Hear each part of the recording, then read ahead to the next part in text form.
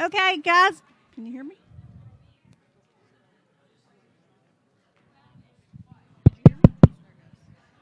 Good evening.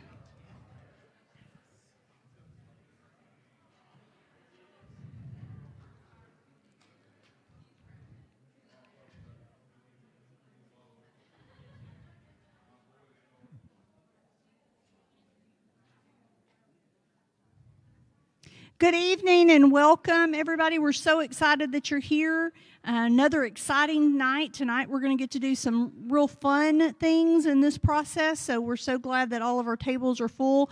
I know that some of you wanted to sit with who you walked in with, but we have you seated at different tables for a purpose, so if you'll just hang loose with us, we're going to explain that. I wanted to say something first to welcome all of you and tell you how important you are to this process and how important your voice is to the decisions that are made as we move forward. But last time we were here, we had 4 individuals who stepped up and volunteered to take a lead in this process. 4 of our community members are going to really take charge and lead this so it's not a district-led process. And so I'm going to ask those 4 people to come up. They're going to kind of walk through some of this with us first tonight, and then we have all of these people over here who are the experts in this whole process, and they're going to help us with some activities later on. But first we want our 4 co-chairs to come forward. It's Chris, there she is. And we'll let them introduce themselves again, and then they'll get started with the slideshow. Who's first? I forget.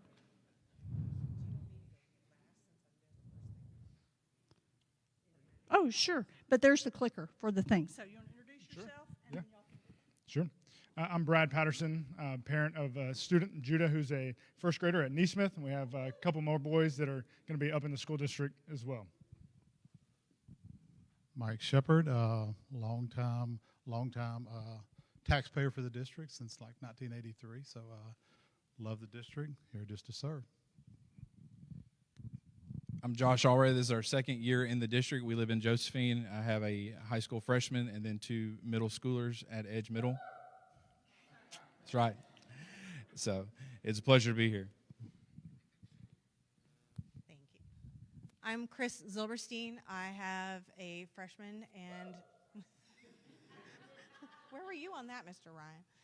It was on the inside. And then I also have a 5th grader over at McClendon, soon to be Edge next year. So, because we're not going anywhere. I have been tasked with going over our agenda for this evening. So we'll start with introductions, which we've just completed. We'll recap last month's meeting and the highlights from that meeting. We'll go over Bond 101, the facility needs, and group breakout and discussion. That's why we're all in our table assignments, and this is going to be where you all get the opportunity to tell us what you think is important to you. And then one thing that I want to highlight is our list of meetings. We have the one from last month, meeting 1. We're in meeting 2 tonight, and then we have meeting 3 in a month. So please come out, please bring your neighbors, please bring your friends who have the ability to participate in this so that we can get their thoughts. Because next time we're going to take the ideas from tonight and we're going to put dollars to that to see what it's going to cost to do all those things, what kind of money we potentially have to spend to do those things that we come up with ideas for tonight. So it's very important that everybody comes out and expresses their opinions to help us put together the package that we're going to be putting together, which then our 4th meeting in January is going to be putting that package together. So that'll be our final opportunity to hear what everybody has to say, get your thoughts, your opinions, and put together a comprehensive package for us to convey to the board and for that process to roll on from there.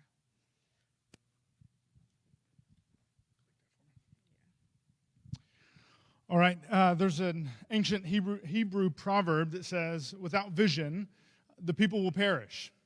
And so thinking about that, we have an incredible opportunity as the community to come together and look ahead or to plan ahead, be strategic to say, hey, what is the vision that lies ahead. Why? So that, not just not perishing, but the reverse of that, so that there's flourishing.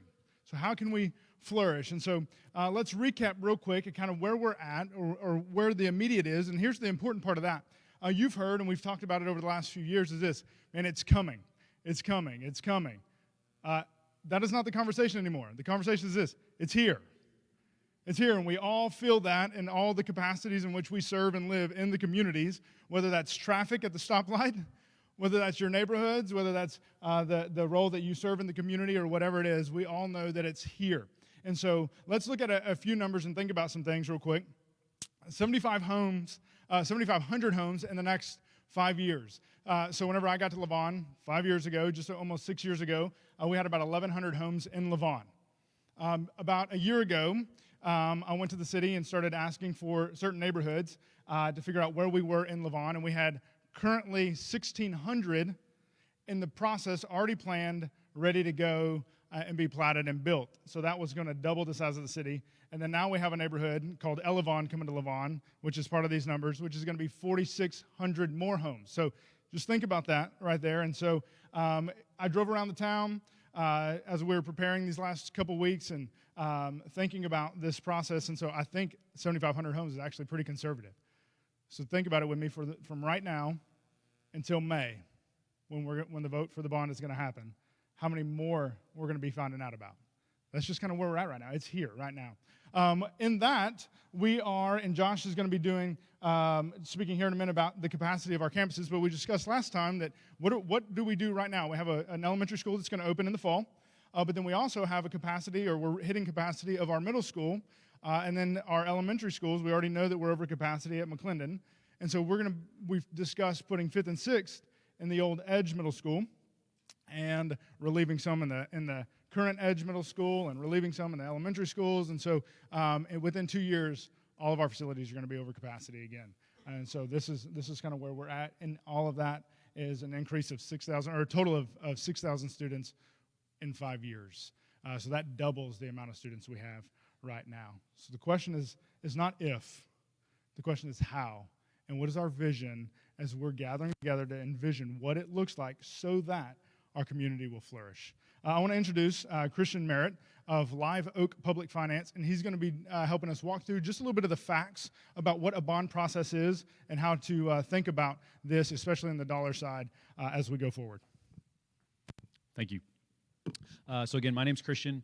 I definitely want to make sure that everybody has an understanding as we're going through this. So please feel free to stop me, ask a question. Let's make sure we build that foundation so that we can move forward on it. To make sure that everybody can grasp it as we get out in the community and as we're starting to make our decisions, all right? Oh, there we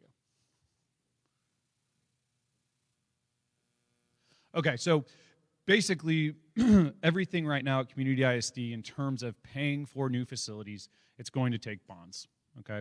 Bonds have to be voted on by the public before we can sell them. We can't just raise the tax rate and then use that money to build new facilities. We're going to need to take a loan out in order to pay for them. So what I wanted to show here is that the growth that we do know is coming now, it is here, but it's also continuing to come, is going to be able to provide the ability for those bonds to be paid back, okay? So basically, if y'all, can anyone over here? Okay, you got one over there. So basically what you've got is you've got two piggy banks. So whether you realize it or not, the school taxes that you pay are broken up into two separate tax rates. You've got your maintenance and operating, which is the pink piggy bank, and you've got your interest and sinking, or INS, which is the blue piggy bank. And basically what those are, the M&O funds can go towards the normal operating expenses of the district, salaries, the electric bill, things along those lines. The INS side can only go towards payments of bonds. So whatever we do, we have to authorize a bond amount, which the board will ultimately call, but it's going to be highly influenced by what y'all do in these committee meetings, okay? So for y'all, the growth is what's going to drive the ability to pay the bonds back. And one of the things that I was charged with is just saying, okay, what can we do? We're not going to sell any more bonds than we absolutely need to build these facilities, but what's that amount look like? So as we're putting these things together, I use a lot of the Mr. Templeton that was here last time talking about the demographics and how things are going to change and what they look like now. You know, one of the things that really struck me is that he had some pretty astronomical numbers, and he also was talking about how there was still a lot of incomplete information that does make it look like those numbers are going to be even bigger than what he discussed. So as we look at that and we look at what the school can authorize, these are some of the factors that we look at, because as your values go up, every new home allows you to essentially pay back more bonds to service that child or those children that are in those homes. Does that make sense? Okay.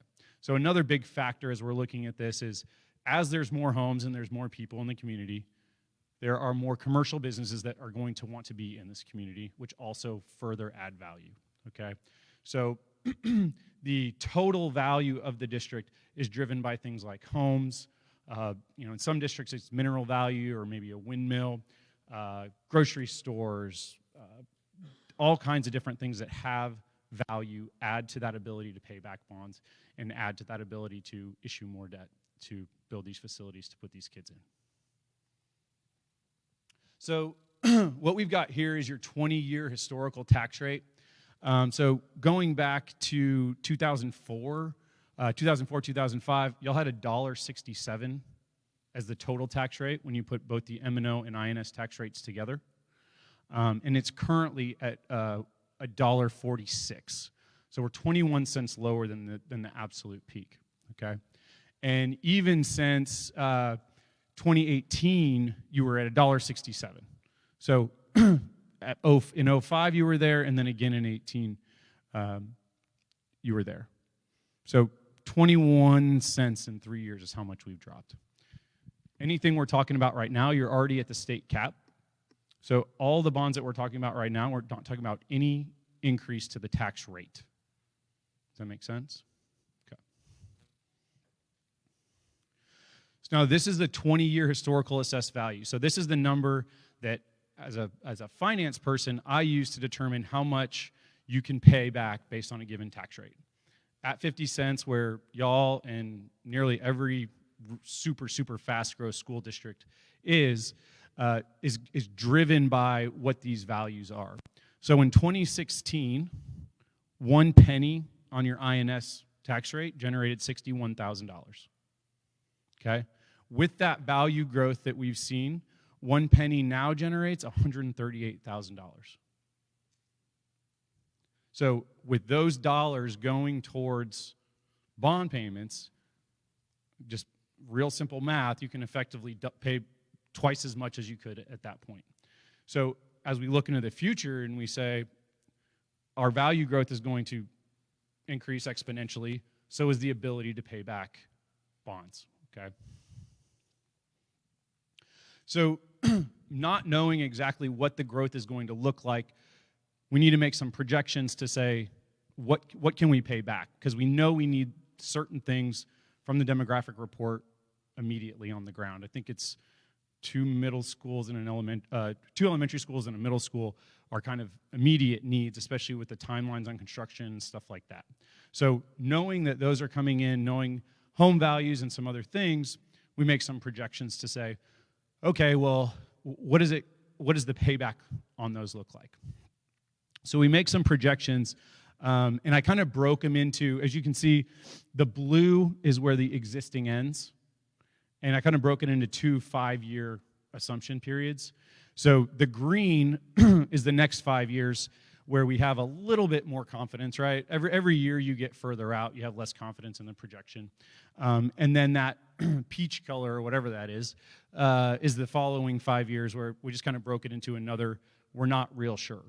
Now, one thing I want to say about this stuff, too, these are just projections. We do not know what's going to happen in the future. And what happened with the previous bonds is we flew through them because of the amount of growth. And there's a handful of districts in the Metroplex and some of the other metro areas across the state where you can make a projection and it just, you can't see how much more growth is coming. So I think one thing from the finance side that I like to see in terms of flexibility is the ability to move quickly to address needs as they come. So while these projections do have data behind them, it could be even more quick growth than what we're showing here. Does that make sense? Okay. So I think one of the really big things to talk about as we're looking at this stuff, the state legislature enacted an over 65 homestead exemption. So once you turn 65 in your home, you get an exemption where it freezes the tax dollar amount that you pay on that home. Okay? It's a tax dollar amount. It's not a tax rate. It's a tax dollar amount. So if the value of your home goes up, the amount in taxes that you pay does not. Okay? And the idea is that there's a lot of 65 and older that are on a fixed income, and we don't want to tax them out of their homes. Okay? So as we're looking at this, it's important to keep that in mind. One thing that can trip people up on that a lot of times, and I think this is super important, especially for committee members to dispel some stuff that might be confusing, is that the city and the county or any other taxing entity aren't held to that. That's the school only. So an over 65 person might actually be paying more in taxes, but it's not because of the school. So I think that's a really important thing to kind of lock away and bring up in the event that someone is scared that their taxes are going to go up because of a bond. Okay? So back to this exact same slide, I kind of put some numbers to what, if these projections were to play out as they are, what kind of revenue we could get from a bond for bond projects. Okay? So based on the next 5 years alone, we could generate $200 million off our existing tax rate. Okay? The next 5 years, again, based on these just general projections that could get blown away, is another $170-ish million for a total of $370 million based on this projection. Okay? As far as these projection goes, they are just projections, and we don't know what it's actually going to play out like, obviously. But with those growth numbers, that supports roughly $370 million worth of bond projects. Does that make sense? Okay. So again, just to drive home, there is zero tax rate increase associated with this, with what we're looking at. Whether it's $370 or $200 million, or whatever number that the district were to go out for, if there is a bond, there's no increase on the value or on the taxes of the home based on the value that they're at right now. Now, if the values of existing homes increase, your taxes will go up. Okay, I want to be super clear about that. But the tax rate that you're at right now is not going to change. And if your home value does not change, you won't be paying any more in taxes. Okay? Any questions about that? Okay. So as we're looking at this exponential growth, the big driver of this is going to be the new homes. So one way a lot of people like to look at this is that the new homes coming in are going to be the ones paying for the additional projects. Now, your tax rate is at 50 cents. You are potentially paying a little bit more than you otherwise would be, but the huge driver is really the new homes that are coming into the district. So that's pretty much the end of what I've got right here. Unless anyone has any questions, I will turn it over to... Yes, ma'am.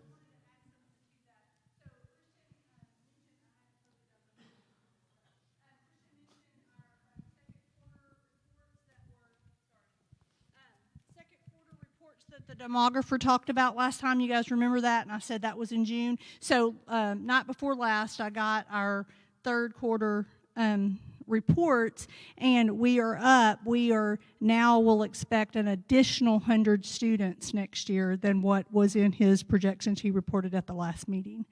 So instead of 1,000 homes for next year, they're projecting 1,200 to 1,300 homes that will be on the ground. So he said also we can expect that to increase again at the fourth quarter, which will be reported in the spring. So as you're talking about those numbers, remember that all of that is based on the second quarter report. So just kind of logistically as well, just with kind of that in mind, I don't want to say the dollar amount doesn't matter at all, but that 370, again, just projections, if we need to go more, then the projections support the payment of it, then that's not necessarily a bad thing to consider as we're looking at addressing growth, because that's really what we're looking at doing here. So again, if there's no questions, I'm going to pass it back over to the co-chairs. Two things the committee has talked about from the very beginning when we began meeting as a group was that it is so important, not so much about getting everybody on board for the bond, but as it is building a relationship of transparency and communication. And the reason why we're here tonight is because one of the parts about transparency and communication is giving information. These projections are here because they let us know what we could expect. But another way that we can know the transparency is I'm a big fan of what is known as boots on the ground report. My two middle schoolers that I spoke to just earlier today, I asked them, I said, what would you want me to tell about what capacity looks like at Edge Middle School? And I have a sixth grader, and he said, passing from hallway to hallway, class to class, it sometimes gets so tight that if you were to drop some papers, you just need to go ahead and let them go. He said, Dad, it's nowhere near the Mufasa in Lion King, but he said, tell everybody that we really want the bond because we don't want a Mufasa thing. Transparency and communication lets us know what we're looking at. And what we're looking at is not just a sixth grader who is telling us about this. I've actually had conversations with Ms. Jackson at the middle school. 2 weeks ago when we had this meeting, that following Monday, we reached our capacity of 750 kids at Edge Middle School. So whenever it sits here and talks about that we are looking at a time where in 2 years we're going to be over capacity, what that means is that we can make small changes here and there. We can bring in portable buildings. We can bring in all these different things to try to alleviate the stress. But ultimately what we're looking at is we're looking at running out of space quicker and quicker and quicker. The fact that the projection was saying in 2 years, and even that Monday we went over, you're looking at a transparency and communication. Our goal as your committee and as the planning team is for this to be a family thing that we are doing here, because we are one family here at Community. We are all in this together, and transparency and communication is the best way to build trust, because that's one of the things that gets lost a lot in bond issues is people don't know who they can trust.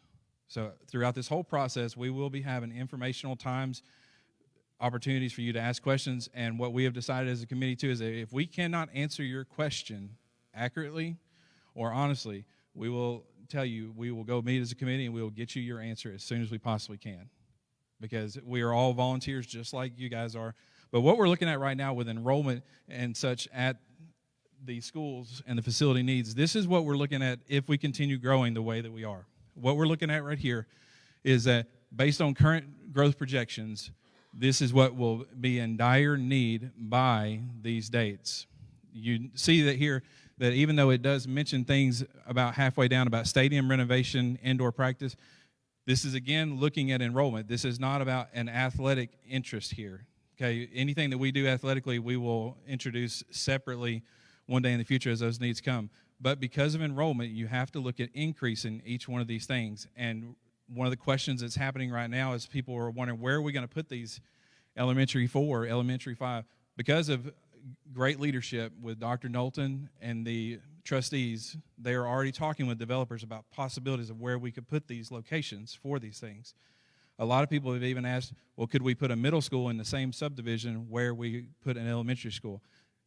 Not likely, because of the amount of acres that are required for a middle school and a high school. Just in an elementary school alone, you're looking at 15 acres minimum for an elementary school. Middle school and high school goes 50 to 75 acres. So you're looking at a lot of things that change. So if you're looking at enrollment here, these are needs that are projected to be needed in the future of these things. Each of these things are, yes, very important wants and needs, but I want you to understand that these numbers and these dates are important, but what really you're looking at here is this right here, is that these are opportunity things to consider, because something that was brought up the other day in just our first meeting was about the ag science program, about renovations and remodeling there. None of these things that are on here are saying this is what we are going with and we want you to vote yes to. You have every opportunity and every privilege to suggest or ask or even want to add things that are on your heart that you feel like our community, ISD, needs. These are things that we're looking at based on enrollment and where we're going to be going that are going to be needed. Because, like a sixth grader said the other day, 2 years, better let that paper lay on the ground. We can only move so much. And a lot of people don't understand either that even though the McClendon has split up into 2 sections now, the portions of the building that were 8th grade hallways last year, those are administration offices. Now, that means that we are going to need those classrooms back for instructional things. So to do that means that we have to move our administration somewhere else. And that's why you see on the previous thing here about a separate admin building, is because we are at a place where we need to provide a place. And honestly, you want to have a separate administration building so that they can take care of all the things behind the scenes that nobody really knows about. So as you're looking at enrollment, understand that these things right here, these are wants, but these are also needs, and you have the opportunity to present that as well. So on things to consider, these are some things right here that we feel like is needed, but at the same time, this is not all that we need. The best part about all of you being here is each one of you have a very independent mind and creative mind that you can tell us what you feel like we need as well. So remember, the goal here is not to get a yes on a bond, as it is to build trust through transparency and communication, and that's what these meetings are all about. All right. Mike, it's all you. Thank you, Pastor Josh. I believe Pastor Josh covered what I was supposed to cover, so that's okay. That's okay. So I did fail to mention something. I do have skin in the game. I have 2 grandbabies, and a third one will be in the district next year. So anyhow,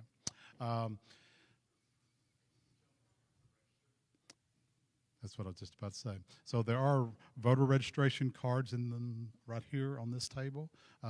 You have to be registered 30 days prior to the election, which is sometime the 1st of April. So if you know of folks that have not registered, please grab a card. If you haven't, do that as well. So any questions on anything we've covered so far? My part's pretty simple. Okay. Well, I get to introduce the famous Mike Holmgren with WRA and Mr. Jeff Miller.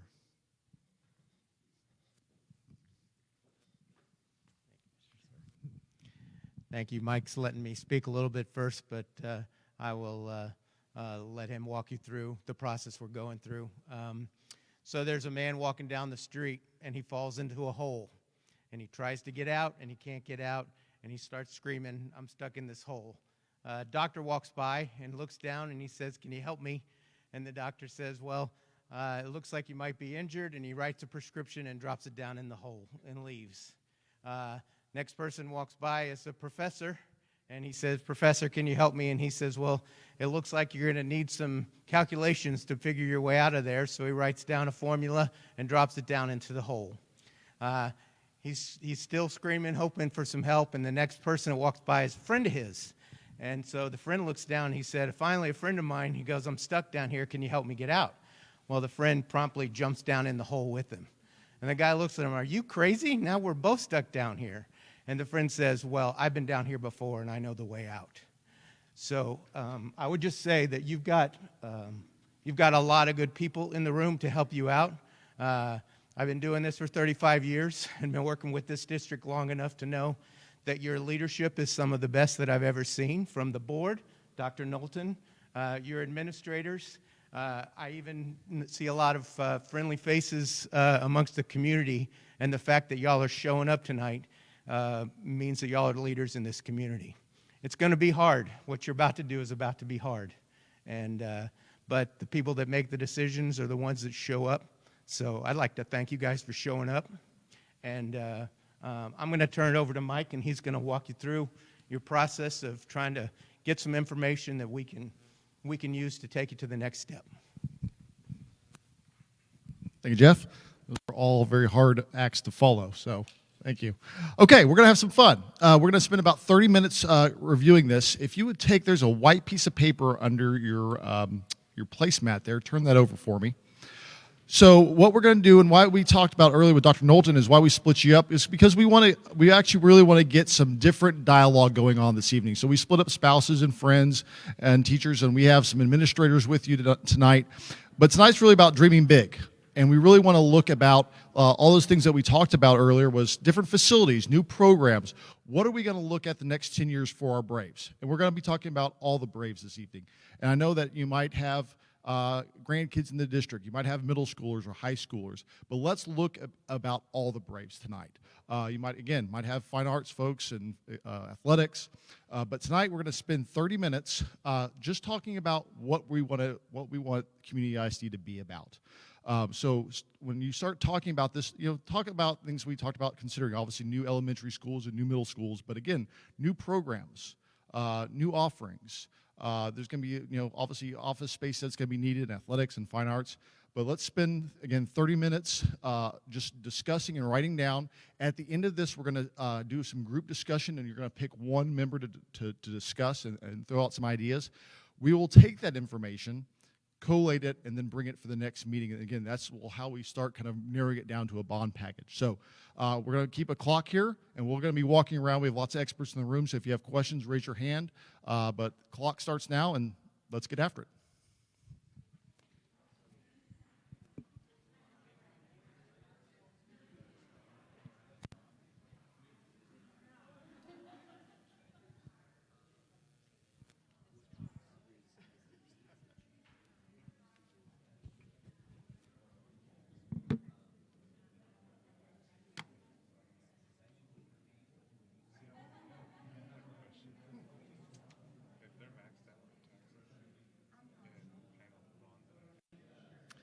Hi, everybody. I'm Chris Mykoski. I am the social media specialist for Community ISD. And while all the folks in the room at their tables have broken up into groups, we're going to have our group discussion for our Facebook Live friends right here. So this is really a brainstorming session more than anything else. It is the wants, it's the needs, it is pie in the sky. If money were no issue, what would you want to see in the district? It can be big things, it can be little things that you've noticed that you think Community ISD and our students could benefit from on a daily basis. So we already have some suggestions, and I'll show you what I'm writing these down on. So every group, every table has one of these big pieces of paper. It lists some things to think about, and then a free space for writing down ideas as well. And while every group turns these in, I will turn this in on behalf of all of you that are watching here on Facebook Live tonight. So earlier, before we opened things up, we already had a couple of suggestions. One from CJ saying a bigger football stadium plus a facility for youth to play in. And football stadium is something I know we're going to hear a lot about in the coming months. And just a little insight onto this. So sports facilities are going to be a separate bond, if a bond is called, from facilities that would be used by the student population as a whole. So we would call a bond potentially for facilities like an elementary school, a middle school, another high school even. And it would be a separate bond in this case for an athletic facility like this. Or in a lot of districts, what you see is you would see a stadium called a athletics and fine arts facility, because obviously the marching band, the color guard, all of those groups can also benefit from a stadium. And if you went to any Braves games this year, you know that it was really hard to find a seat. It is going to be more and more difficult as we get bigger. So that stadium is going to be a real need. It is now, and it certainly will be in years going forward. Kristen suggested another middle school and a high school possibly in Lavon.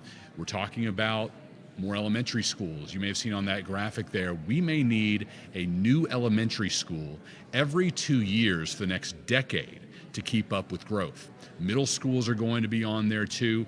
And the high school situation, that's going to be a huge part of our discussion here in the room and going forward with the committee and on our school board. Because obviously here in community, right now we are a one high school district. And for a lot of people, they take pride in that. You want to keep all the Braves together in high school under one roof, keep growing it bigger and bigger. And that's one way you could go about it, or potentially we could become a 2 high school district. It's all a matter of what the people of Community ISD want to do going forward, that consensus and what ends up going on a bond, whether it be this bond or a future one. So let's look down on the chat right here. And thank you to Kristen for sharing this in multiple groups. That's going to be really important, both with this and with any other discussions like this that we have. We want everybody who sees it, if you share it on your personal timeline, that means more people who live around you, other friends of yours in the district who may not follow right now the Community ISD social media pages, a way to get that to them and allow them to be part of the discussion as well. So Kristen, adding to her comments here about another high school possibly in Lavon, we see your comment here that understand more elementary and middle schools, but leaving one high school for all these students isn't the best option. So the school size will raise that UIL classification. We have to branch off, add another middle school as well as another high school. That's Kristen's suggestion. And right now, we are a Class 4A school, and in football, we are Class 4A Division II. So we're looking at the next UIL snapshot, and judging on predictions by folks like Texas Football and the Padilla poll, right now we will probably stay in Class 4A Division II in this upcoming realignment that comes up in February. We would end up being one of the largest, if not the largest, 4A Division II schools in the state, which could be a great advantage to us. But then you look forward at the projected growth, and we could potentially, at Community, become a 5A high school in the next realignment 2 years down the road when that comes in February of 2024. So that certainly, Kristen, is again something that we will need to discuss, and I'm going to put down your suggestion there about potentially building another high school, because if we want our students potentially to stay in 4A competition, that would likely mean having to have multiple high schools. If you want to be 5A, or gosh, one day potentially even a 6A school here in Community ISD, which you look back, those who have been around here for a very long time, thinking of the Community Braves competing in 6A, almost unfathomable when you look back not too long ago. So that's going to be, again, very interesting. Tammy, Ms. Thomas, adding that we need a new ag barn. I will add that right now. You're right, with the addition of multiple students and considering the state of the facilities right now, that is something that we are going to need going forward as we continue to educate our young people in that area. So either a new ag barn or completely renovating the existing ones, both potential options there. Looking down at Renda's comment and strategic priorities, preparing students for college, career, and military. And you're right, our folks in that area in advanced academics have done an amazing job, and 100% the past couple of years in making sure every single graduating senior is either college, career, or military ready once they finish here at Community ISD. Talking about the labor market information and where Texas is experiencing huge growth. I know that's something they pay great attention to. And as we grow forward, that's a fantastic point that we need to grow where those opportunities are. So if there is an area where a high school student upon graduation could be ready for that career path, something that we can prepare them for, absolutely something that we should address. So right now we do that in a lot of different areas. technology, engineering, healthcare, all great points. And if we can expand those opportunities, that's something I'll add to our sheet here as well, Renda, as far as making sure career-ready education is a focus in anything we do to expand the facilities here. Fantastic point there. Matthew adds in, getting back to the discussion of whether Community ISD will remain a one high school district or potentially become a two high school district. Again, that's going to be a big point of debate. Matthew saying it would hurt the competitiveness of our town and our teams. And that's certainly a concern. And I think you look at it one of two ways, Matthew. You could see it's going to be more difficult to compete potentially if we are a 6A high school somewhere down the line, or is it better to try to be more competitive as a couple of 4A schools? Because one thing you have to keep in mind, the way things are going, we're not going to stay a 4A high school for very much longer. We know that's going to be the case in the next realignment. The one after that, likely a 5A. We'll have to compete with a lot of different schools that we're not used to competing with. In 6A, of course, I'm looking far into the distance. And those realignments also have to do with how much other districts grow, not just in Dallas-Fort Worth, but around the whole state. That number will continue to rise, and we'll see that districting, that cutoff number between classes continue to change as we go forward. Tiffany adding to the conversation, saying that possibly opening a freshman center would help in the future as far as the high school goes. And that's an interesting idea, Tiffany, as far as having a separate building for ninth graders.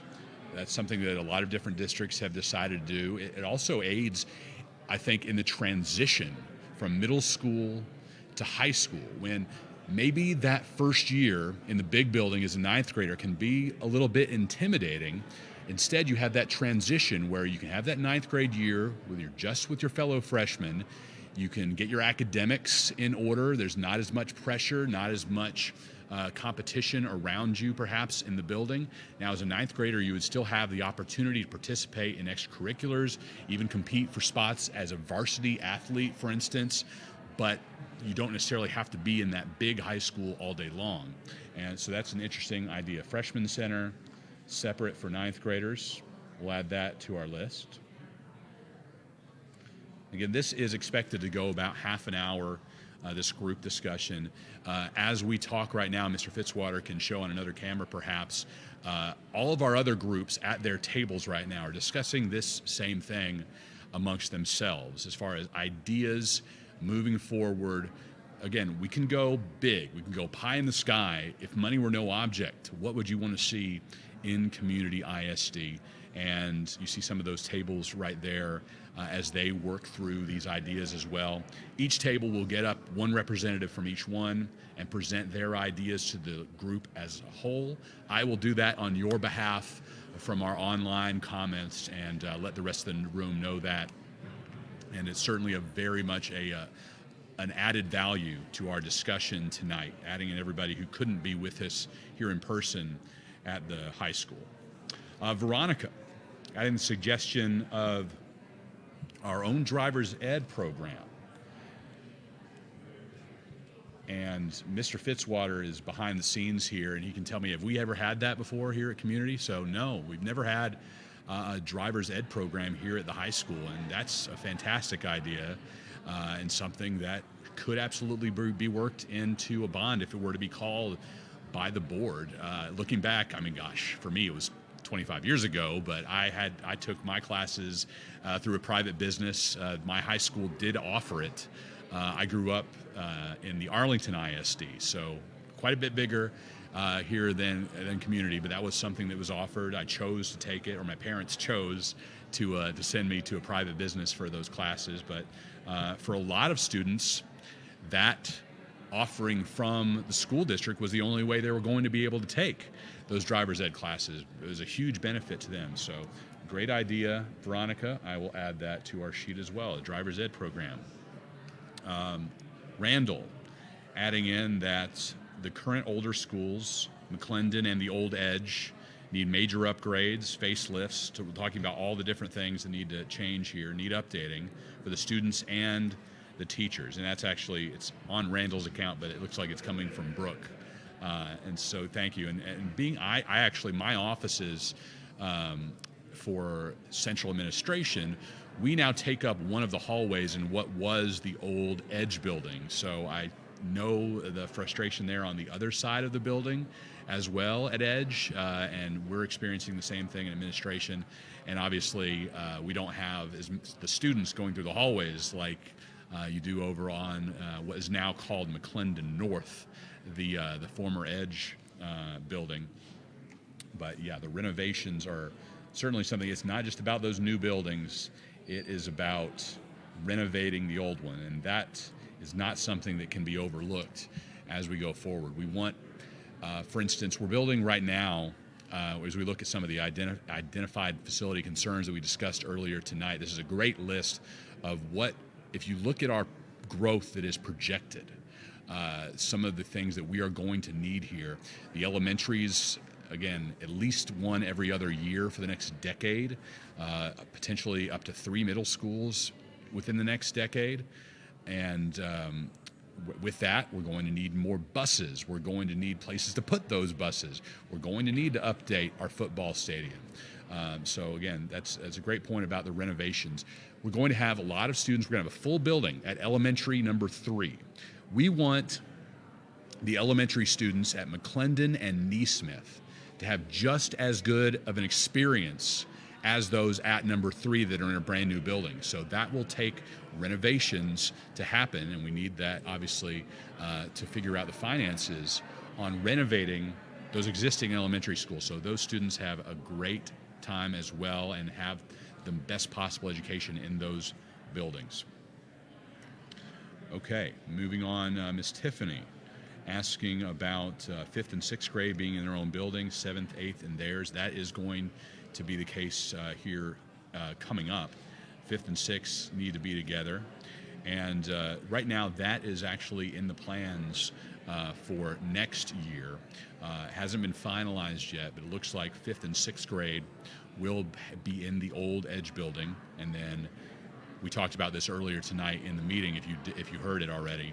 7th and 8th will be at the new Edge Middle School, which is obviously the old community high school. So playing a little bit around musical chairs with the buildings, but the new Edge would house 7th and 8th grade. The old Edge, which is now McClendon North, would house 5th and 6th for the entire district. So we're looking at that, and that will be a way to alleviate not just crowding issues at the elementary schools, but also crowding at the current middle school. So it could be a really good solution. And another committee, actually, just as a side note, that building we currently call the Old Edge, or you call it McClendon North, we're going to have a new name for that building, so we don't just have to keep referring to it as Old Edge, New McClendon. It's going to be something completely new and different. So it could be, if the board so approves it, it could end up being Mykoski Intermediate School. I highly doubt that's going to happen. I've only been here for a year and a half, but you know, a guy can dream. If I work here for another 25 years and serve community ISD, well, maybe after I retire, you guys will name a building after me, but I'm not counting on it. Okay. So Ms. Shepard pointing out that we did have driver's ed a couple of years ago. So she is the biggest wealth of knowledge that we could possibly ask for. So I will believe Ms. Shepard over you, Mr. Fitzwater, and I hope you don't blame me on that. She's actually, Ms. Shepard's my neighbor in the central administration office right next door to me in that old Edge hallway. Okay, so Tammy, adding in about Wiley intermediate campuses and our potential plan going forward, saying that Wiley does something similar to that, breaking up different grades before 7th and 8th is together all in the middle school building. So it looks like we'll be mimicking what some other districts have done successfully there.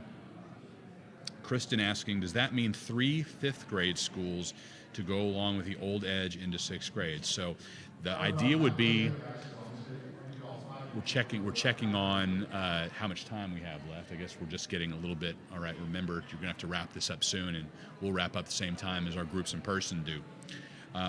So if this plan goes forward as expected, it would be first through for K through 4, pre-K through 4, in the current and new elementary buildings, and then 5th and 6th in what would be called our intermediate school, named TBD, and then Edge would house 7th and 8th.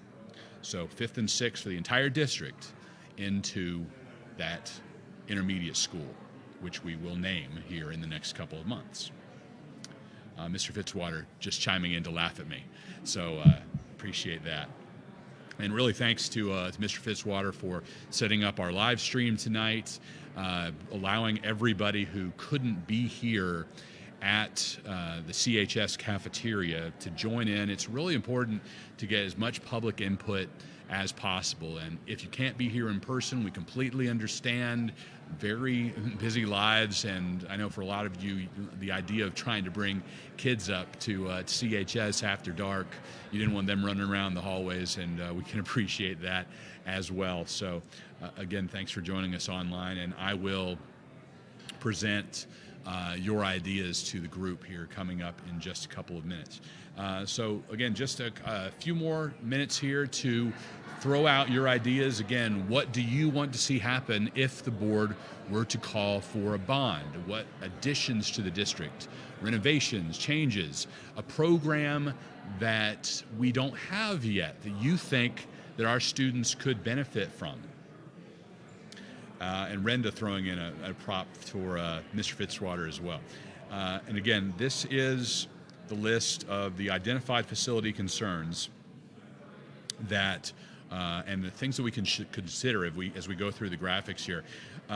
Some of the things that we want to look at and that we want everybody to discuss how they should be addressed, whether it be new facilities. And obviously part of that is purchasing the land for those new facilities to occupy. You cannot forget that cost.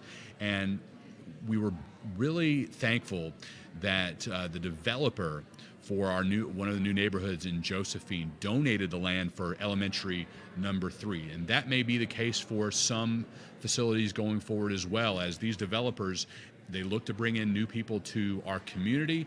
They know that the school district is a big reason why people want to live here. So improving the school district by allowing us to add more buildings at less of a taxpayer cost, they see the benefit not just for the people who are moving in, but for the area as a whole. That's going to help with home values for the people in their subdivisions as well. So that could be something that we see going forward, more donations from developers, or it could be a flat out straight purchase that the district needs to make of land for these facilities to go.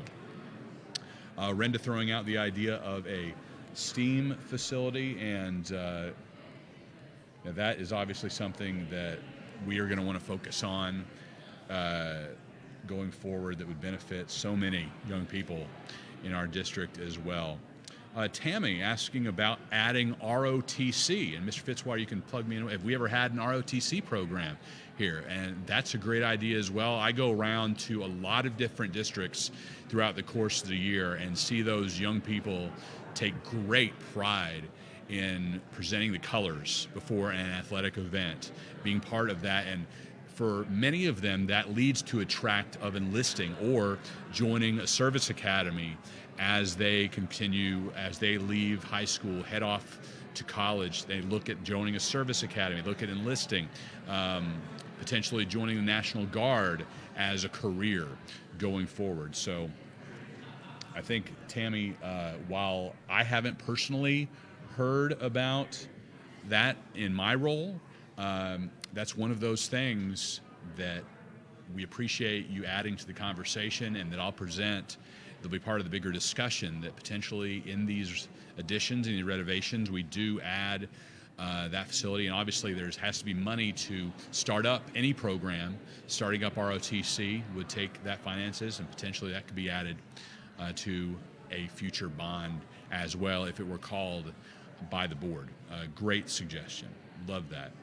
I don't know when they're going to call for groups to stop their discussions. Sounds pretty lively over there, everybody going over their ideas as we have several.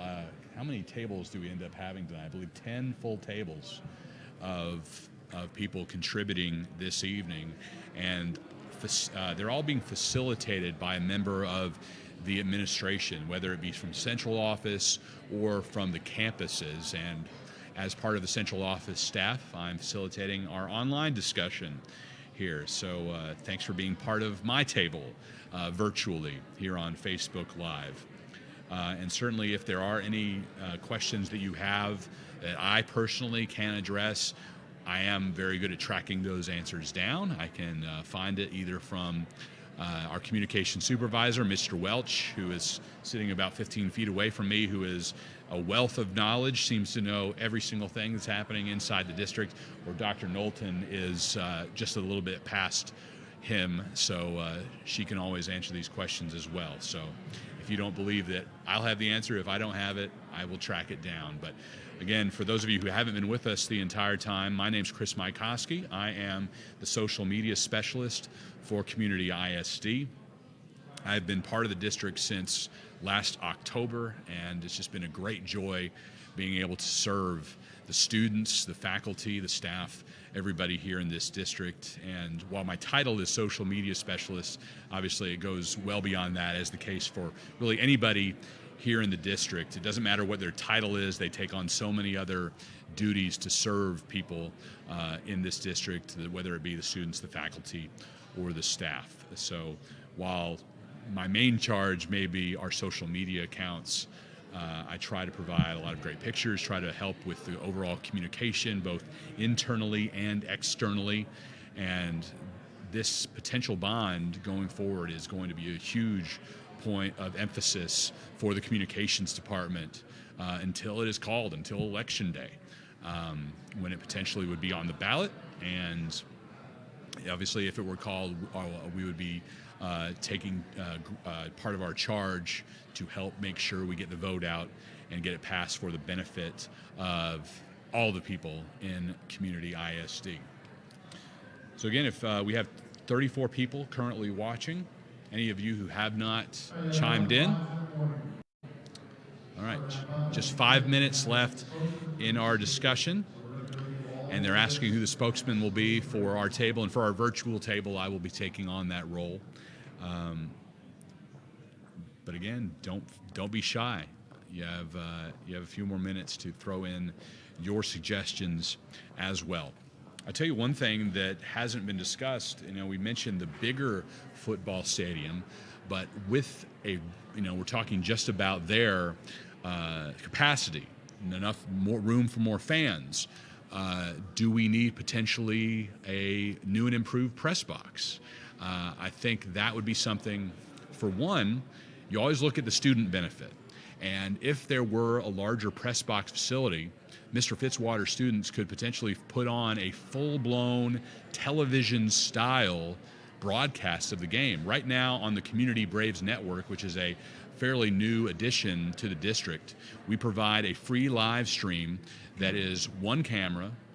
We have graphics on it. We have a great announcer in A.J. Tellers, who is an up-and-coming star in the play-by-play world. But potentially, if we had the facilities to do it, we could allow our students to be on camera and be producing and be on air for a product that not only would our football players have to cherish for the rest of their lives and going back and watching those replays, but also would benefit all those students in media production. And that would be really exciting, and something where I imagine Mr. Fitzwater would be asking for an assistant or two to be hired into that department to make sure that those could go off and really be something that our community could take great pride in.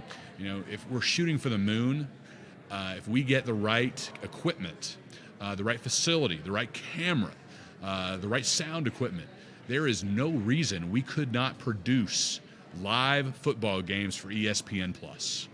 High schools have that. Colleges across the country right now have that. Nearly every football game whether it be up from Division III up to small college Division I, are all producing games for ESPN+. Obviously, when you get into bigger schools, you look at linear broadcasts, you look at really, big stuff where you're bringing in a $50,000 per day truck to produce those games. I'm not talking about that. But ESPN Plus quality, there's no reason we can't do what small colleges are doing right here in Community ISD. And we could be the envy of every media production facility in Dallas-Fort Worth. There is no reason our kids shouldn't be able to experience that. Our students deserve the very best here in Community ISD, so that's part of it. Tiffany, liking the idea. Renda, loving it. And again, it's about, as you said right there, Renda, it's about the career fields, the growing fields in media production. Play-by-play guys, broadcasters, they sometimes have a hard time tracking down jobs.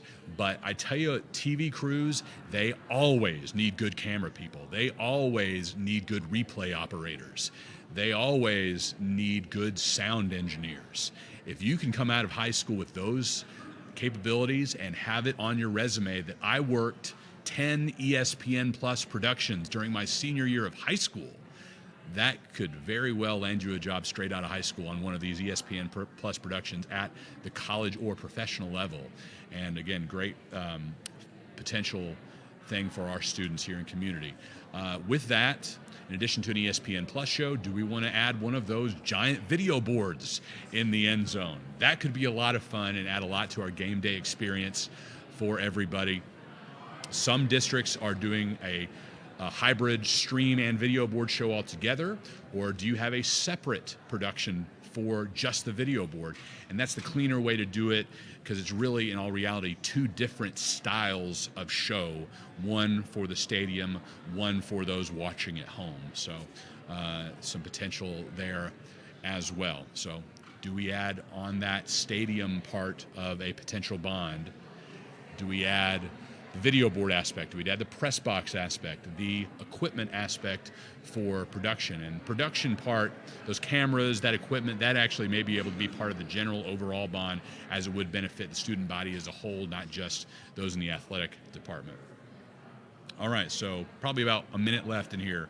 Throw out the ideas. Happy to hear them. One pie in the sky idea that I saw earlier this week was an auditorium. Some districts do that. It ends up being not just a benefit of the students, but ends up being a moneymaker for an ISD, being able to host meets, high school, small college, or just community with youth in swimming meets. You're able to rent that facility out. So right now I'm going to turn it back over to the main stage. We're going to listen in on other tables' ideas, and you'll hear me near the end adding the ideas that you did here in the live chat. Really, thanks for participating here on Facebook Live. Thanks for being part of Community ISD. What we're going to do.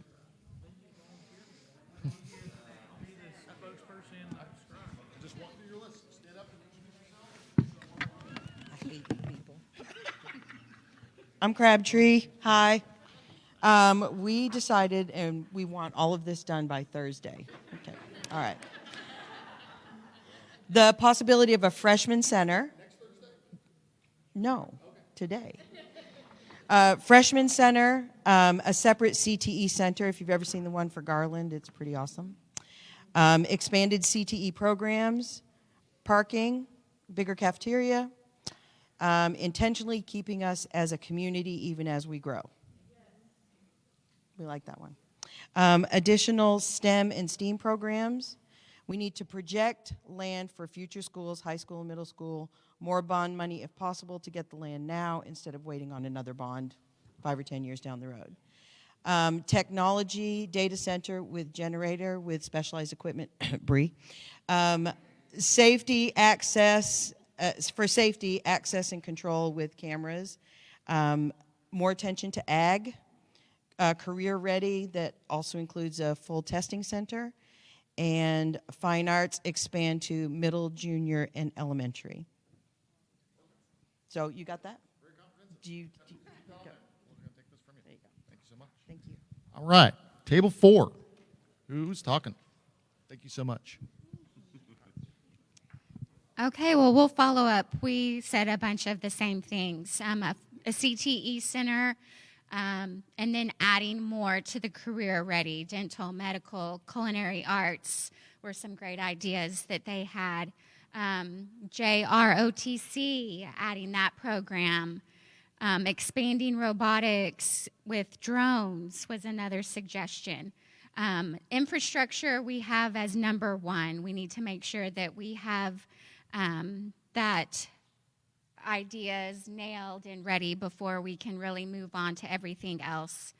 Update the ag barn, add the technology to keep up with, I don't know anything about ag, but sorry. But there was mention that the ag has declined, and they think that it needs to have more of a presence to promote that and bring it back more as well. Indoor practice facility, that was another thing that we talked about, that it was a good idea because that we could use it for multi-sports and use for band or whoever needed area to practice. And transportation, we did talk about transportation. The need for more buses and bus drivers is also high on the list as well. Was there anything else? Did I forget? Oh, they said to have this done by Wednesday, please. It's a tough crowd. Tough crowd. I'm going to take this with you. Thank you so much. Thank you for sharing.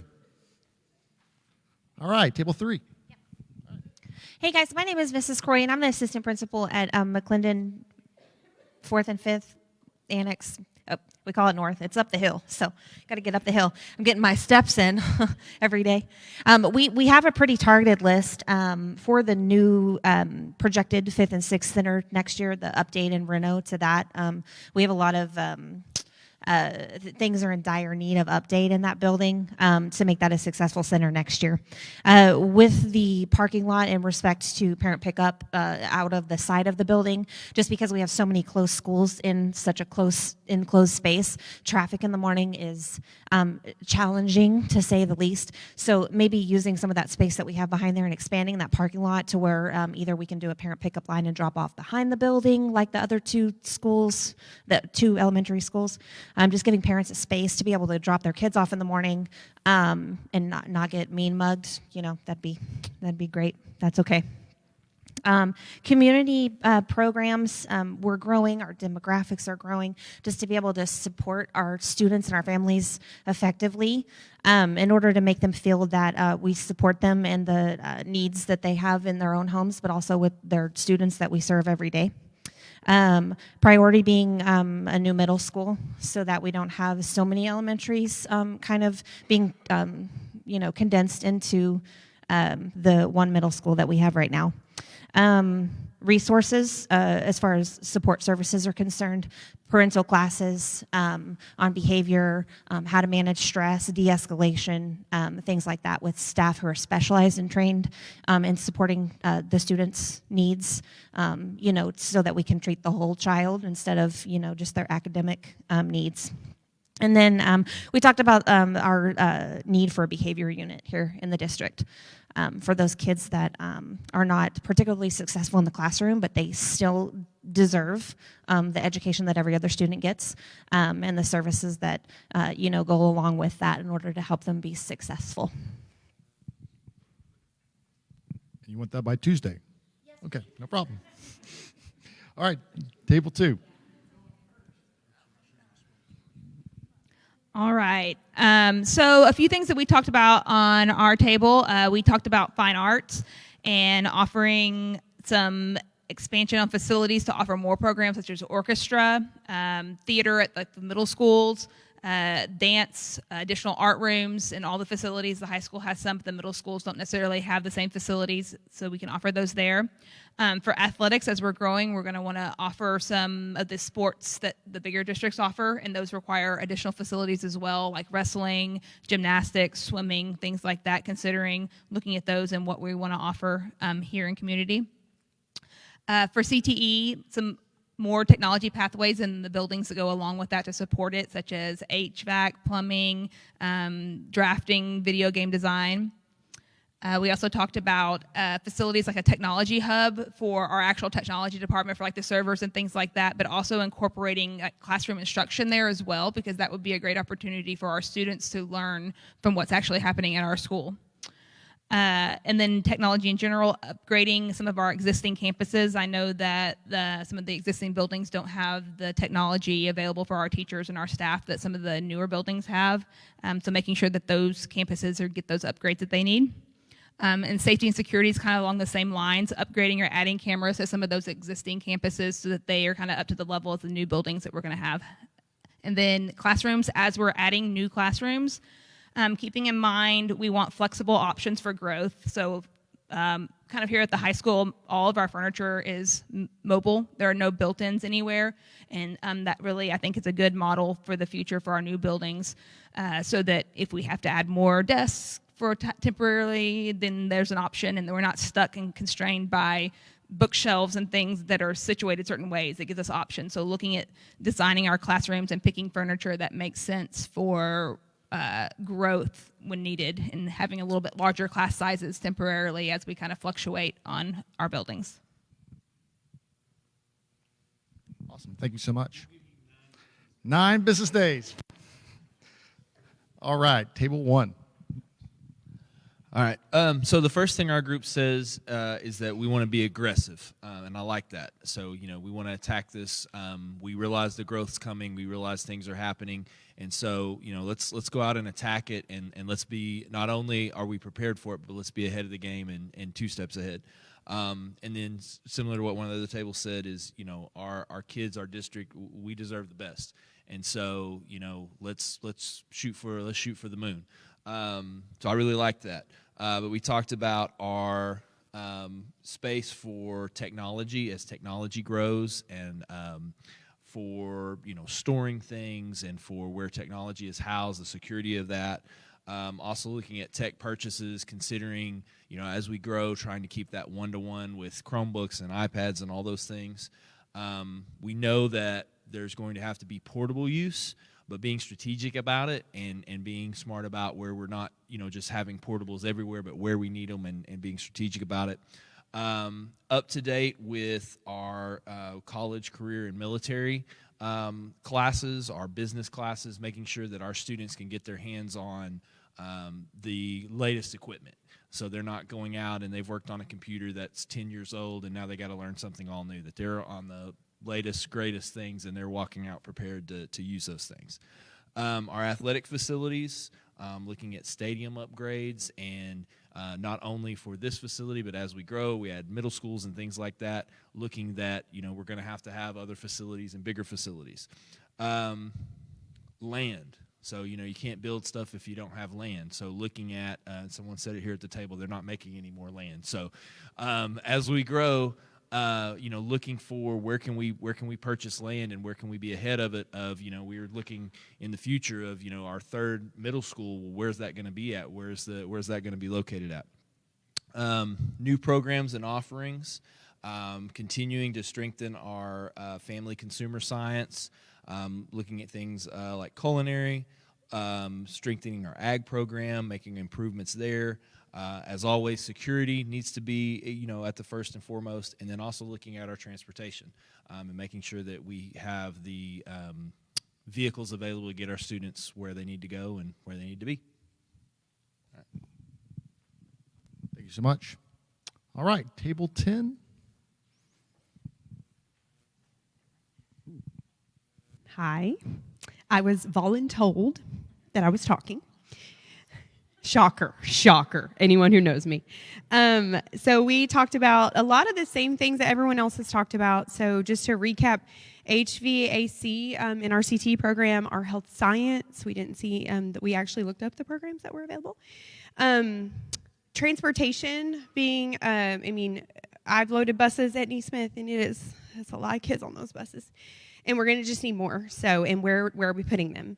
Renovation of the MES North building, and even in the conversation of what can we use it for in the future? Like, not just what are we using it for right this moment, but can we set that building up to where in the future it can be used for something alternatively as well. So having a future view on that. We also talked about an early childhood center and potentially maybe using that building for that.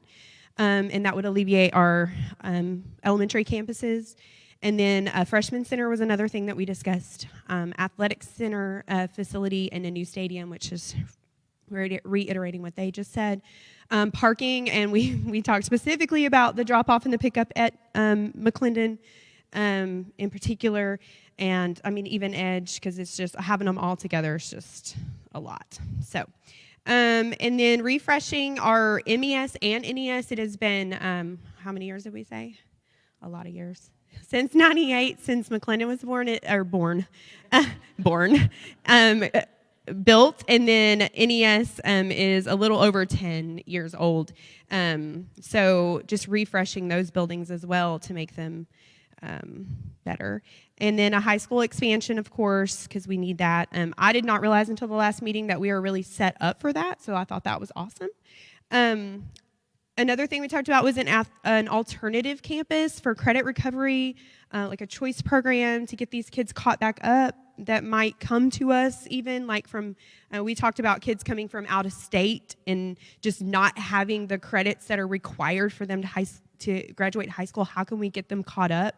DAP, and then this was an adult transition program for our students who are in our SPED program. 2 elementary schools. Can we possibly build an elementary school and a middle school at the same time? Can we build 2 middle schools at the same time? Like, what can we actually do? We talked about data security. As we grow, and we have more data available, we want to make sure we're secure in keeping our data safe for the people who are here. That's a vested interest as a parent, too. And network upgrades, which they already talked about as well. So those are kind of the things that we talked about. Technology department's going to be very happy with you.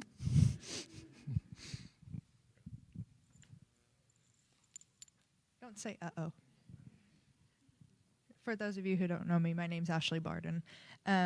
So some of the things we talked about is we definitely talked about expanding transportation because as you get more schools, you get more bus routes. The shop doesn't have enough space to equip all the buses that you need, so you need a bigger shop so you can work on them. We talked about definitely expanding the high school because of the estimated amount of kids coming. New middle schools, definitely. Middle schools about at capacity or about to reach capacity or above. Yeah. Poor guys. We talked about Cte Center Expansion, especially because a lot of kids nowadays are going more towards wanting to jump straight into going into a career, and these programs really help them out. We talked about JROTC, adding elementary fine arts, and then we talked about, obviously, you got to find land before building, so got to find land to expand. Definitely talked about safety, how the parking lots are a mess, drop-offs a mess. I mean, cameras and security. I think it was y'all that mentioned. So cameras and security, definitely. Expanding technology, because, I mean, as school grows, kids get more Chromebooks, got to have a larger technology department.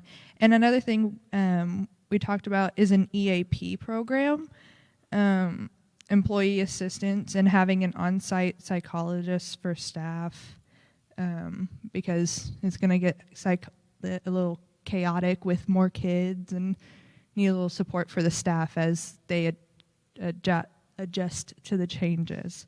And then we also talked about finding maybe in the budget for more clubs and teams for all the different schools. So. Thank you so much. Okay. She's ready. Yes. Okay. We would like to start off by saying that we are givers, and so we don't need this in a 9 business days or even like next week. We'll allow for like January 2nd. Okay. So the first thing we talked about, which every group has said, is land. One thing that we really talked about is the keeping our own police department. Just being at the middle school, we've had a few medical things pop up, and knowing that we have a SRO who's like 30 seconds across the hallway is super helpful when it would take a different group to get to us faster. We also talked about new buses, but more than just new buses, new maintenance vehicles. If you've seen them driving around, it's a good thing that they make it from point A to point B on some days. And then the other thing we talked about is when it's going to happen, school buses break down, but we have to call a tow truck to have them bring them to us. So if there's like a, I don't know, I'm sorry, but whatever that would be, not an actual tow truck, but like a rig that could, a service truck, see? They put me with him intentionally. Thank you, James.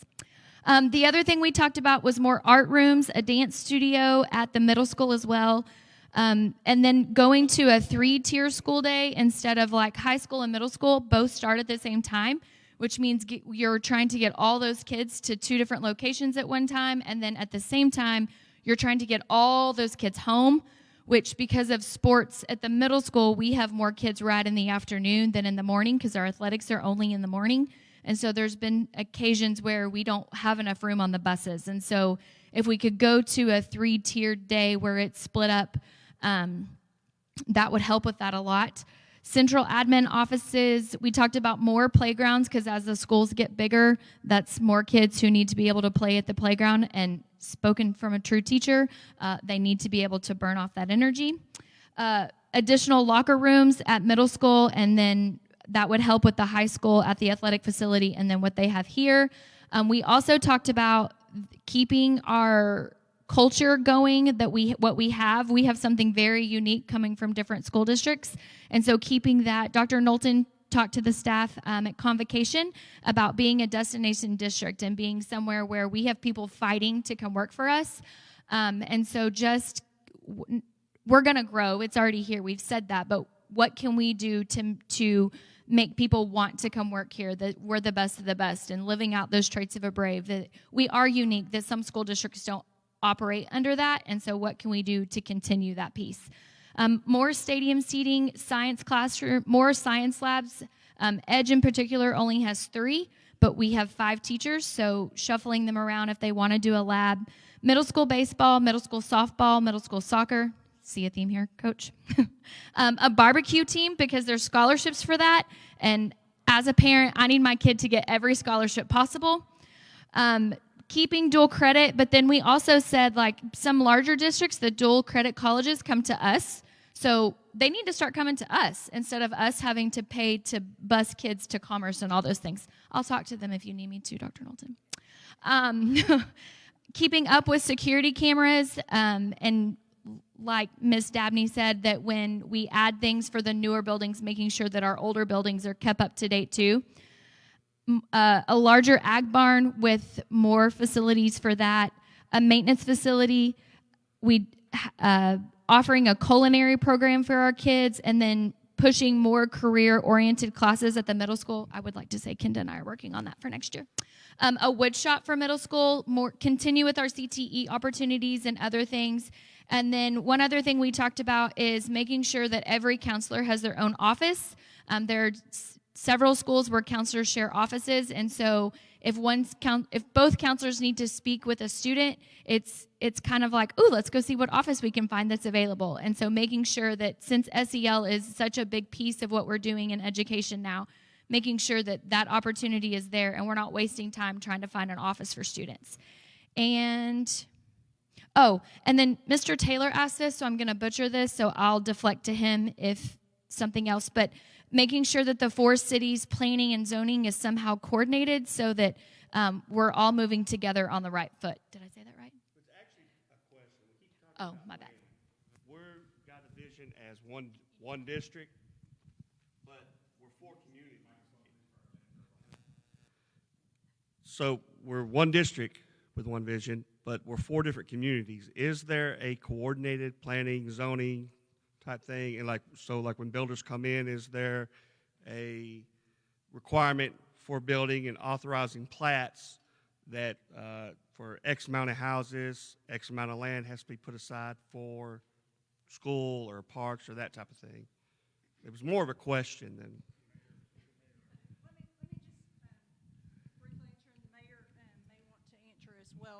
We've just started monthly meetings where the three mayors and myself and our county commissioner have been meeting and having those discussions. Right now, there is nothing that requires them to give us any land or to work with us on any land, on any development, but all three mayors have agreed that they will prompt them and ask them those questions. What are you doing to help the school? Have you met with the school? What are you doing to work with the school?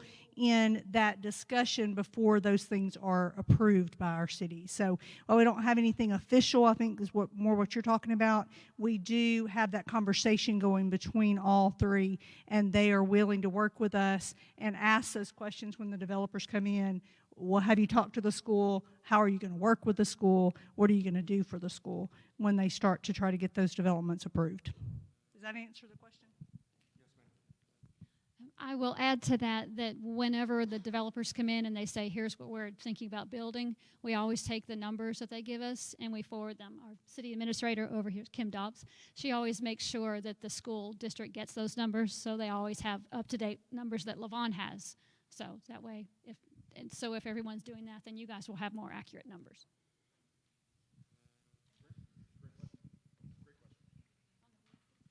Thank you so much. Okay. Stand back here because I don't like my back to people.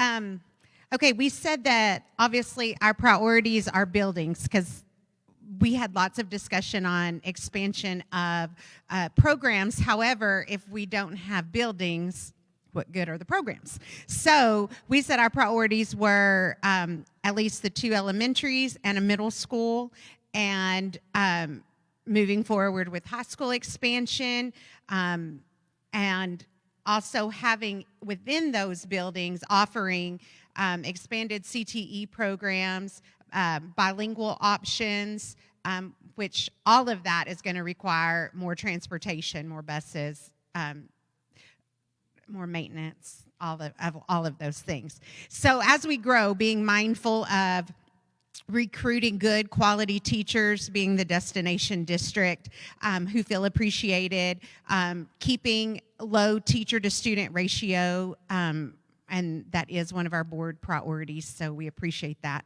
And then also offering a daycare for staff children that are under pre-K age. I think districts who have that, that is a big draw to them, and that keep them there. So something along that line. And we did talk as well about looking future, how we could use the old Edge building as something beyond 2 years. We have additional oh, no, I already said that one, sorry. Okay, continue to expand opportunities to for students to compete in a variety of ways beyond sports and band. As we grow our fine arts, and that's visual arts as well, as we grow our CTE programs, having competitions and having them attend competitions that put them out front to be able to compete on a state level and have those opportunities for scholarships, because when they're out there competing and winning, you never know who you're going to run into to give them other opportunities. So giving our kids experiences are very important. And then someone said this as well, expanding instructional technology for the teachers to have full-time positions on all campus dedicated to helping teachers implement better technology practices within the classrooms. So that's what we said. All right. Coming down to it. Table 6. Okay, we agree with everything you said. We actually started talking about all of the programs and things that the district could offer, but then realized you can't offer any of that if you don't have campuses. So our priority was just talking about getting those campuses built.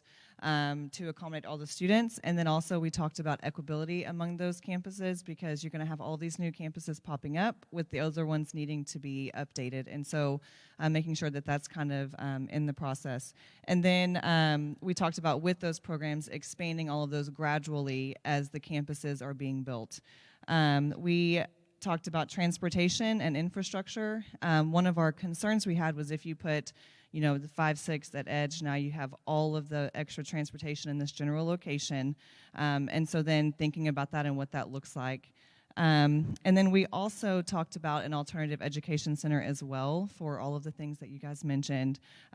Students who may want to graduate at a faster pace, or the DAEP program, just all those other educational opportunities at another facility. And then one of the big concerns we had is there a backup plan if we don't get this approved? So that's what we got. Okay, we actually have one final table, which we kind of did a virtual table streaming live. So we're going to do our Facebook Live table right now. And we had a really nice discussion on Facebook Live while all of you were at your tables as well. So some of the feedback we got there, it mimicked a lot of what you all have already said. Bigger football stadium, also a facility for youth to play in.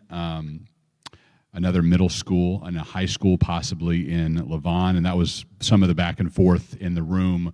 Was going forward, are we a one high school district or are we a multiple high school district? Ag barn, career education being a focus, career ready education continuing to be a focus, which obviously we do well right now. A freshman center, separate building just for ninth graders. A driver's ed program being added, renovations to the existing elementary schools and middle school, a STEAM facility, ROTC being added as well, and expanded, in addition to the expanded stadium, an expanded press box and equipment for a multi-camera stream and video board, and then an accelerated or alternative high school and or early college high school with innovative programming, not necessarily at a new building. So this event, this entire meeting tonight was streamed live on our Facebook page. I encourage all of you to hop on and share that with your personal timeline, and it's a way to allow more people to really understand what we're discussing here in these committee meetings. And next time I'll remember to tell you to share it at the beginning of the meeting as well, so everybody can get in on those discussions live.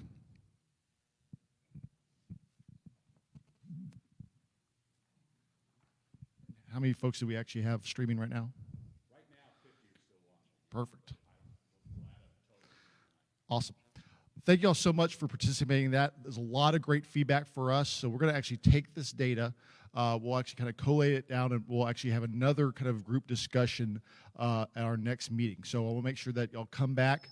I will say that it's really endearing to hear, because I talked about lots of things tonight, about facilities and the vision, but what we came back to is the kids. That's what I heard over and over again, of what we can do to support our children and every brave in the room. So thank you so much for participating in that. We're going to, like I said, take this information back, and we'll have another activity at our next meeting to kind of further develop this bond program. Bob, I'm going to kick it over and have some final thoughts. Hey, just on behalf of the committee, the co-chairs, I just wanted to share a couple things and something that came up at our table, and just a comment that was made about what is the plan B, what is the backup plan, and so I want to speak into that. But one of the questions that came up at our table was, why didn't we build the high school bigger in the first place? So the last bond was a $110 million bond, and we could only build and use the amount of money that we got the bond for. So we designed the high school in a way that it could expand, but we didn't have the money there to expand it at the time. And so we're playing reactionary ball here. We're just playing whenever the need comes up, we're fixing the need. When the need comes up, we're fixing the need. And what we need to do is we need to get ahead. We need to be proactive. So we need to think a little bit further, so that when those needs come up, we're already set free to go ahead and make the decisions that we need to do in the future. And so so think about it that way. As we think about the number of dollars that we're talking about for the bond, we want to think a little bit further out and sort of talk about the larger number. Another thing that the Plan B idea, anybody want to take a guess on how many people voted in the last bond? How many people in all the communities voted for this amongst our people? Take one person, raise your hand, throw out a number. 370 something. 376? 376 people. All right? Think about this for a moment. 376. Guys, it's not a matter of if, it's a matter of how, and it's here, and we've got to make a decision to get this done. And so here's how we fix that. Go tell everybody to vote. I mean, like there's more than 376 neighbors, right, that we have. And so that's just the ideas that we've got to be thinking about, is that 376 people voted. It passed with the, 62%? And so there isn't really a plan B. The plan B is that, hey, we're going to go out and we're going to, as a community, come together and we're going to go for it. Another thing that I think is really important too, living in Lavon, is that the language that came up, and Dr. Knowlton brought this up, and it was so good the other day in a meeting with her, is just the language of East and West. And she's like, what is so important for us is to stay together as a community. And how do we grow as a district and as communities, but we stay together? And using the language of not, hey, when are we going to get another one in Lavon? Or, hey, when are we going to get another one in Josephine? But, hey, let's think of one district and East and West and those kinds of ideas. And so thankful for Dr. Knowlton and her wisdom behind the scenes. And so excited about this process, guys. And I think we obviously are all on board, and that's why we're here. So thank you for being here. Thank you, Brad. I appreciate that. So we are super excited you're here. This was a lot of fun, and we heard a lot of great ideas. And like Mike said, it all came back to kids, which is why we're really here. And so that's exciting for us. I do want to encourage you. We talked about going out and talking to your neighbors and getting them on board. But more than getting them on board, share the information. There are still questions out there. There are still opinions out there, and we can't get them on support of this if we don't explain ourselves and answer their questions and try to give them good factual information. So get out there and talk about it. Talk about it with your neighbors. Find out what questions they have, what reservations they have, and let's bring that back to next meeting so that we can start answering those questions. They may have some valid points that we need to consider, we need to talk about, we need to discuss, but we can't do that if we don't know what they are. So we would encourage you to go out, talk about what you've learned during this process of these first 2 meetings, bring them back, or at least bring back what they said to our future meetings. I think you're going to be really excited about the next meeting, because that's when you actually get to see how much all of that you talked about would cost. And so we're going to put some actual dollar amounts to all of those things. And then we'll start making a priority list of what can we do. You've heard the numbers thrown out there, 200 million, 370 million. Christian even referred to that it could go more than 370 million. So what, depending on where we go with that, what can we get done for the amount of money that we have capacity to do? And so that will be a really fun process. We'll have another activity. I think we're going to be at the same tables working with your same group of people next time, and so you'll get to kind of work through some of the things that you said tonight and what those things would cost the district, and really kind of nail down a little bit more detail. I do want to tell you that, being somebody that just moved here 3 months ago, I can tell you, and some of you guys have moved recently as well, that when you move, registering to vote is kind of at the back of your mind. You're thinking about getting the utility turned on and where the local grocery store is and what I need to do with this and that, and you're not thinking about registering to vote. And so we have a lot of people in our community that are just moving in. They're closing on houses daily in our district. And so we really need to get the word out to those people who are moving here. They need to get registered to vote. They can't help us in May if they're not registered. And so that needs to be part of the push of this process. We do have registration cards here for you. My husband and I are going to register on video to be put out there as an encouragement to other people to get out there and register to vote. And he didn't know that until I just said that out loud. But so we're going to do that so we can really encourage people to get out there. But every day that new people are coming along, if you run into people new into our community, ask them immediately, are you registered to vote?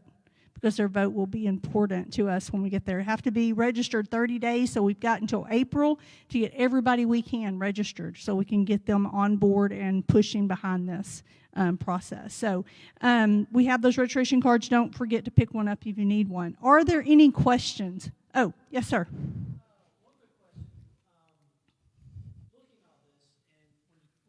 Someone that's new to the district compared to people that's been here a while, coming to this meeting, I think it would be helpful if we can kind of put together where we're at chart, like what schools and what numbers. Because really, I think the growth chart is really a numbers game at this point. I think it would help a lot of parents out if we can have, like, here's the numbers at the high school now. Here's a school that feeds into the high school. We got one middle school. Here's the numbers. Here's the growth numbers. Same with elementary schools. We got a new one coming, but what's the numbers? Because if parents can't determine, if we don't physically show people in a simple diagram, here's where we're at now, and here's where we're going to be. If you come here, if you don't come vote, or if you don't come help, and we don't figure this out, we're going to be over capacity. And I think that would probably help out a lot if we had some images to graphics to tell us what's going on.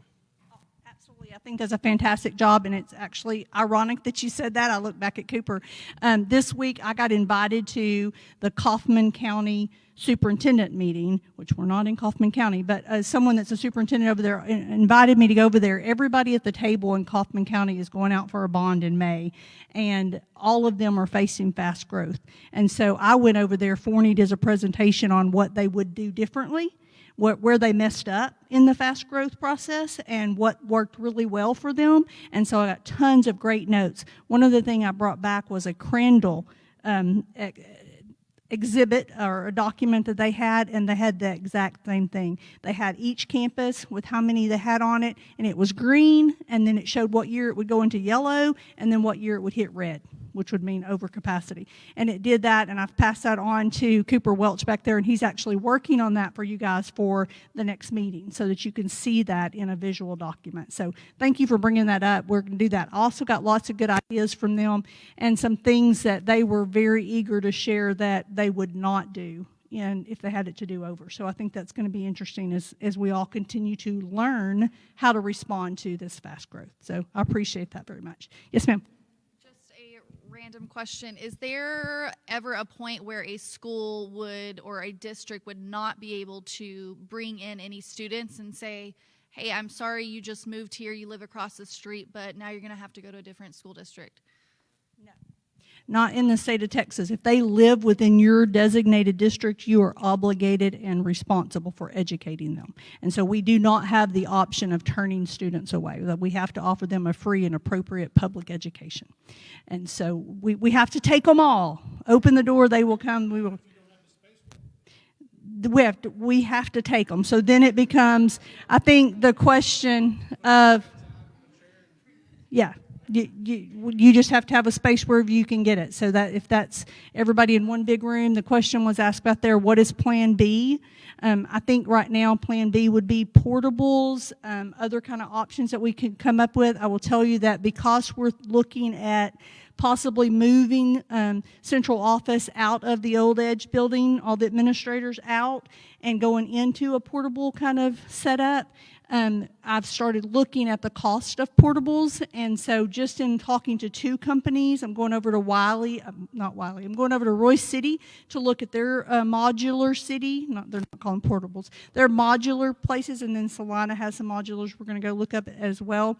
But those modular buildings, and remember, this is not going to Lowe's and getting a portable building. We are not allowed to do that as a public school, so we have to go through certain processes, red tape and hoops that we have to jump through. Those buildings start at $125,000 to $150,000. So when you're talking about moving about 50 people out of central office to make room for kids, we're talking about a lot of money that we're going to put into modular buildings. And then that's not included the utilities that will have to be run to those buildings, the fiber or Wi-Fi connection that we'll have to have, or any of those kind of things that will have to happen. Do what? Yeah.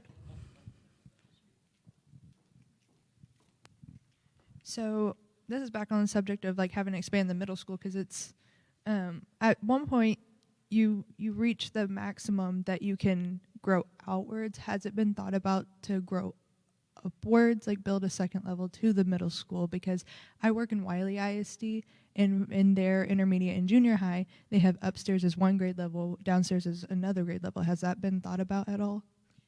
Our elementary 3, if you haven't seen the floor plan for that, it's an amazing floor plan. WRA did a great job in that design, and it is a two-story structure so that it is kind of divided out, and that is something that we'll be looking at. The problem with, guys, you architects can help me jump in here, but the problem with just thinking about adding a second story is these buildings were not built for a second story. And so the idea of going up sometimes is not an option, or it would cost you as much to make it into an option as you could build a new building for. So had these buildings been built for that, it would have been different, but they were not. Am I correct, Jeff?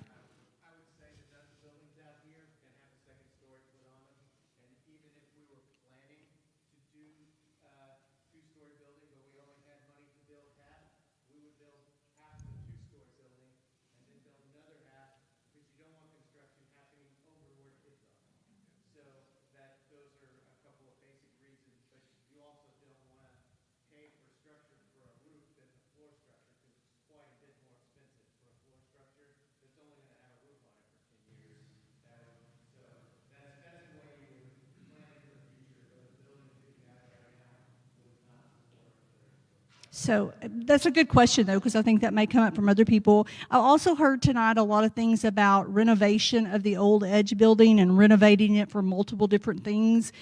With that, again, guys, you can jump in and help me there. But there are all kinds of things that come with renovating old buildings that were built in certain times in the past that we really have to be careful with, and we're kind of limited to what we can do to that building without doing some major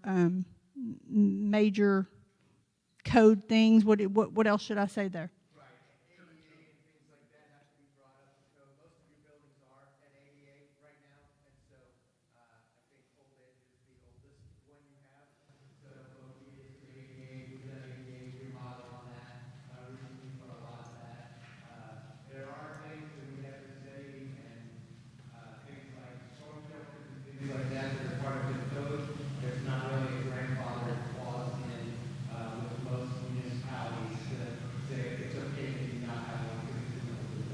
So when you start making any adjustments or renovations there, it drops you into that. Now you have to meet all the current codes. And so that building would, depending on what we did to it, could cost us a lot more than what we would expect to pay for something going in to renovate that. So again, something we'll just have to talk about and look at as we move forward. Any other questions or concerns tonight? All right. Thank you so much for being here. Remember, everybody, mark your calendar right now, December 16th at 6:30 in here. Same group. Don't leave your group hanging and you not show up because they need your input. Thank you so much for being here. We appreciate you very much.